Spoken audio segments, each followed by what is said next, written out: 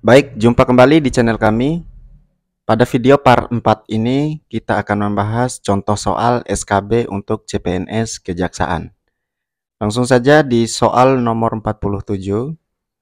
Hukum berdasarkan isi yang mengatur tentang kepentingan umum, atau juga bisa dikatakan sebagai hukum yang mengatur antara penguasa dengan pihak yang dikuasai adalah A. Hukum pemaksa, B. Hukum pelengkap, C. Hukum publik, D. Hukum privat, E. Hukum adat. Baik, jawaban yang tepat untuk soal nomor 47 adalah C. Jadi hukum berdasarkan isi yang mengatur tentang kepentingan umum, atau juga bisa dikatakan sebagai hukum yang mengatur antara penguasa dengan pihak yang dikuasai adalah hukum publik. Soal nomor 48. Berikut ini yang merupakan pernyataan tentang metode penafsiran penemuan hukum yang dapat digunakan oleh hakim adalah. Baik, jawaban yang tepat untuk soal nomor 48 adalah A. Jadi yang merupakan pernyataan tentang metode penafsiran penemuan hukum yang dapat digunakan oleh hakim adalah dalam melakukan penemuan hukum, setelah mengonsatir peristiwa, biasanya hakim mencarikan hukumnya dalam undang-undang. Yang pertama kali dilihat hakim biasanya adalah undang-undang karena undang-undang bentuknya tertulis, sehingga diprioritaskan. Bahkan dianggap sebagai sumber hukum yang penting dan utama dalam penemuan hukum. Jelas sekali teman-teman, jawaban yang tepat untuk soal nomor 48 adalah A. Soal nomor 49, berikut ini merupakan pernyataan tentang budaya hukum di Indonesia, kecuali A. Secara sederhana, budaya hukum dapat diartikan sebagai anggapan umum yang sama dari masyarakat tertentu terhadap fenomena hukum atau terhadap suatu peristiwa hukum. B. Budaya hukum menunjukkan tentang pola perilaku individu sebagai anggota masyarakat yang menggambarkan tanggapan yang sama terhadap kehidupan hukum yang dihayati masyarakat bersangkutan. C. Budaya hukum sebagai bentuk penjabaran secara konkret dari nilai-nilai tentang hukum, mestinya harus sesuai dan mendukung apa yang menjadi tujuan hukum. D. Budaya hukum internal bersifat tunggal, hal tersebut sesuai dengan perbedaan golongan masyarakatnya, ada yang berdasarkan etnik atau suku bangsa, ada yang berdasarkan profesi atau bidang kerja dan keahlian. E. Jawaban tidak ada yang benar. Jadi jawaban yang tepat untuk soal nomor 49 adalah D. Jadi yang merupakan pernyataan tentang budaya hukum di Indonesia, kecuali budaya hukum internal bersifat tunggal, hal tersebut sesuai dengan perbedaan golongan masyarakatnya, ada yang berdasarkan etnik atau suku bangsa, ada juga yang berdasarkan profesi atau bidang kerja dan keahlian. Soal nomor 50. Apabila peraturan hukum mempunyai efektivitas dalam kehidupan bersama, hukum berlaku dalam kenyataan di dalam masyarakat. Terlepas apakah bentuknya itu memenuhi persyaratan formal atau tidak, merupakan berlakunya hukum secara A. Kekuatan berlaku secara yuridis, B. Kekuatan berlaku secara sosiologis, C. Kekuatan berlaku secara filosofis, D. Menurut teori pengakuan, E. Hak-hak pribadi. Baik, jawaban yang tepat untuk soal nomor 50 adalah B. Jadi apabila peraturan hukum mempunyai efektivitas dalam kehidupan bersama, hukum berlaku dalam kenyataan di dalam masyarakat, terlepas apakah terbentuknya itu memenuhi persyaratan formal atau tidak, merupakan berlakunya hukum secara kekuatan berlaku secara sosiologis. Soal nomor 51. Berikut ini merupakan pernyataan tentang objek hukum, kecuali A. Segala sesuatu yang berguna bagi subjek hukum dan dapat menjadi sasaran dari suatu hubungan hukum disebut objek hukum. B. Objek hukum dapat dikuasai oleh subjek hukum.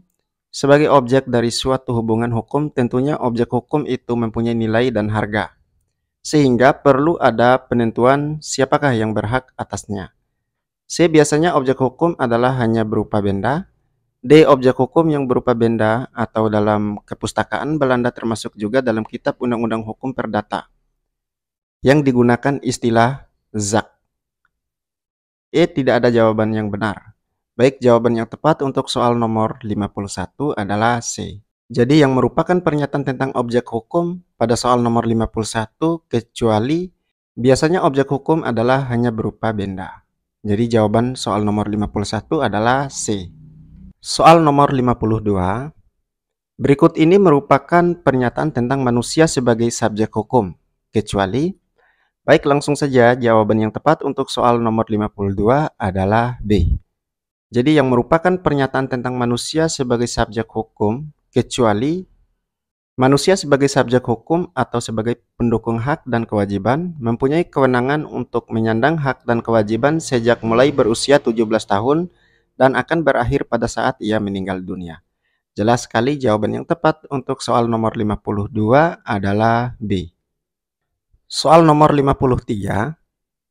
Perbuatan hukum sepihak pada hakikatnya adalah perbuatan hukum yang hanya memerlukan pernyataan kehendak dari satu pihak saja untuk menimbulkan suatu akibat hukum. Contohnya adalah kecuali A. Pembuatan surat wasiat, B. Penerimaan atau penolakan warisan, C. Penolakan persekutuan harta kekayaan, pemilikan dan pembayaran, D. Kelahiran, E. Tidak ada jawaban yang benar.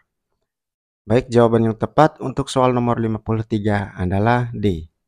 Jadi perbuatan hukum sepihak pada hakikatnya adalah perbuatan hukum yang hanya memerlukan pernyataan kehendak dari satu pihak saja untuk menimbulkan suatu akibat hukum, kecuali kelahiran. Jelas soal nomor 53 jawabannya adalah D. Soal nomor 54, berdasarkan sumber berlakunya, hukum yang ditetapkan oleh negara-negara yang secara bersama-sama mengadakan perjanjian antar negara adalah A. Hukum undang-undang, B. Hukum kebiasaan dan hukum adat, C. Hukum agama, D. Hukum jurisprudensi, E. Hukum traktat. Baik, jawaban yang tepat untuk soal nomor 54 adalah E. Jadi berdasarkan sumber berlakunya, bahwa hukum yang ditetapkan oleh negara-negara yang secara bersama-sama mengadakan perjanjian antar negara adalah hukum traktat.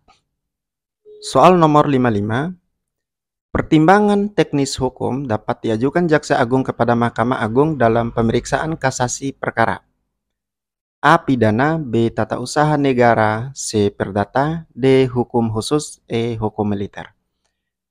Jawaban yang tepat untuk soal nomor 55 adalah A. Jadi pertimbangan teknis hukum dapat diajukan Jaksa Agung kepada Mahkamah Agung dalam pemeriksaan kasasi perkara pidana. Soal nomor 56.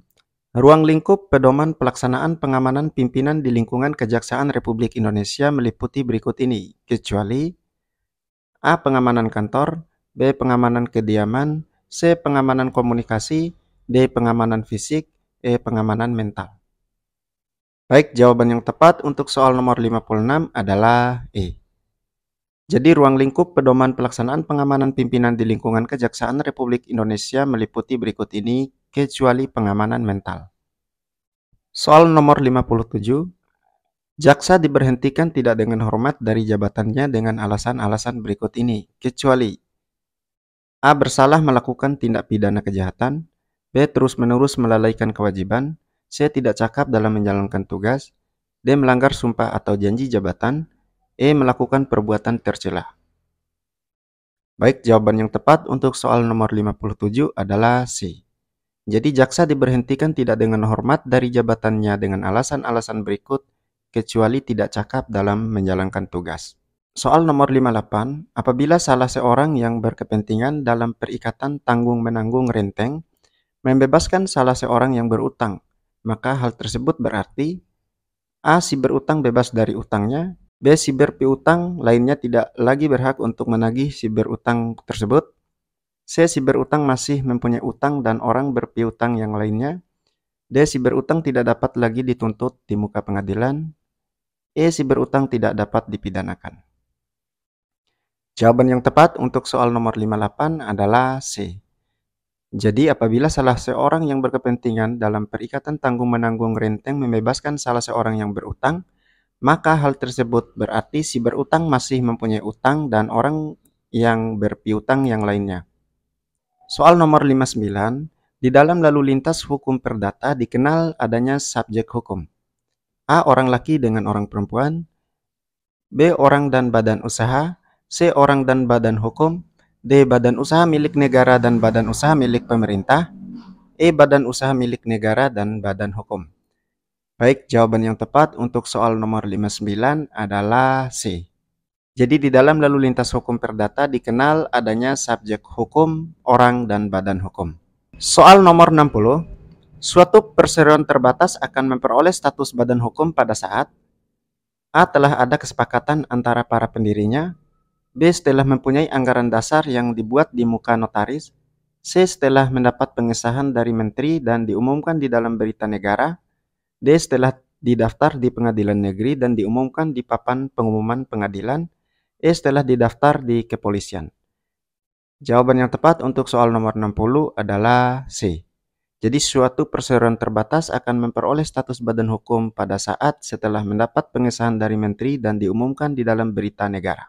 Sekian pembahasan kita tentang soal SKB atau seleksi kompetensi bidang part 4 untuk CPNS Kejaksaan. Semoga bermanfaat. Billahi taufiq wal hidayah. Wassalamualaikum warahmatullahi wabarakatuh.